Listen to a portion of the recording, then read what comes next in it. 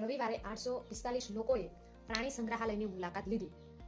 સોમવારે માત્ર 169 લોકો ગયા. તો સોમવારે પ્રાણી સંગ્રહાલયની મુલાકાત લેનાર લોકોની સંખ્યામાં કેટલા ટકા ઘટાડો થયો?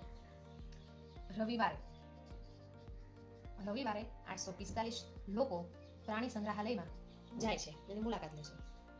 ત્યારબાદ સોમવારે 169 લોકો પ્રાણી સંગ્રહાલયની મુલાકાત લે છે. તો સોમવારે કેટલા ટકા લોકો ઓછા આવ્યા?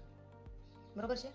તો હવે જ્યારે આપણે ટકાવારી શોધવાની હોય ત્યારે હું આવી રીતે નામ કરીને ગુણ્યા 100 કરું છું. અહીંયા મને આપેલા છે ટકા ઘટાડો.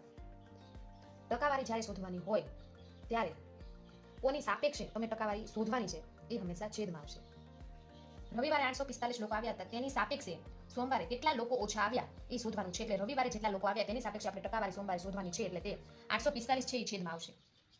હવે અહીંયા એમ કીધું છે કે કેટલા ટકા ઘટાડો થાય. કદાચ એવું બને કે તમને દાખલામાં એવું આપવામાં આવે કે માત્ર કેટલા ટકા થાય, સોમવારે કેટલા ટકા થાય એમ, તો સીધું જ તે તમારે 169 લોકો અહીંયા મૂકી દેવાનું. પરંતુ અહીંયા આપણને ટકાનો ઘટાડો પૂછ્યો છે. તો 845 માઇનસ 169 તમારે માઇનસ કરવા પડશે, કારણ કે 845 માઇનસ 169 એટલા લોકો ઓછા આવ્યા છે. તો હવે એવું ઘણી વખત ઘણાને બાદબાકી નથી આવડતી, તો આપણે સામાન્ય રીતે બાદબાકી કઈ રીતે કરવાની આપણે જોશું કે 5 માંથી 9 જાય, 5 માંથી 9 ન જાય છતાં જો તમે એને કાઢી નાખો, આપણે દેશી ભાષામાં 5 માંથી 9 જાય ન જાય છતાં તમે કાઢી નાખો તો જવાબ તમારો 4 આવશે. આ જે 4 આવે છે, આ 4 ને તમારે 10 માંથી કાઢી નાખવાનો, એટલે 10 માઇનસ 4 કરશો તો આનો જવાબ આવશે 6. હકીકતમાં 5 માંથી 9 ન જાય છતાં તમે કાઢી નાખે એટલે અહીંથી આપણે 1 હજુ ઓછો કરી નાખશું, એટલે અહીંયા આપણે આવશે 3. 3 માંથી 6 જાય ન જાય છતાં તમે એને કાઢી નાખો તો કેટલા વધશે? તો આવશે 3. તો આ જે 3 આવે છે એને આપણે તમે 10 માંથી તમારે એને કાઢી નાખવાના. તો 10 માંથી 3 તમે કાઢી નાખશો તો જવાબ આવશે 7. અહીંયા 3 માંથી 6 ન જાય છતાં તમે એને કાઢી નાખો છો, એટલે અહીંયા આપણે 1 ઓછો કરશું, એટલે અહીંયા આપણે આવશે 7. તો 7 માંથી 1 જશે તો આવશે 6. તો મારો જવાબ આવશે 676 જવાબ.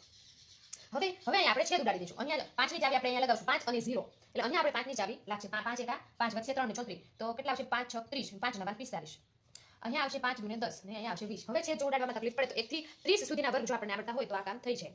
હવે 676 છે શેનો વર્ગ છે? તો 676 એ 26 નો વર્ગ છે, એટલે 26 ગુણ્યા 24 તમે અહીંયા મૂકી શકો. અને એવી જ રીતે 169 છે તે 13 નો વર્ગ છે, એટલે 13 ગુણ્યા 13 ગુણ્યા 20 તો આપણે વધ્યા હતા. હવે અહીંયા આપણે છેદ ઉડાડવાના. 13 દુ 24, 13 દુ 26. હવે અહીંયા શું થશે? 2 ગુણ્યા 2 ગુણ્યા 20, 2 દુ 4, 4 દુ ને 8, એટલે અહીંયા મારો જવાબ આવશે 80%. 80% છે એ મારો જવાબ આવશે. એટલે રવિવારે જેટલા લોકો આવ્યા હતા તેની સાપેક્ષે સોમવારે કેટલા ટકા લોકો ઓછા આવ્યા? તો કે 80% લોકો ઓછા આવ્યા સોમવારે.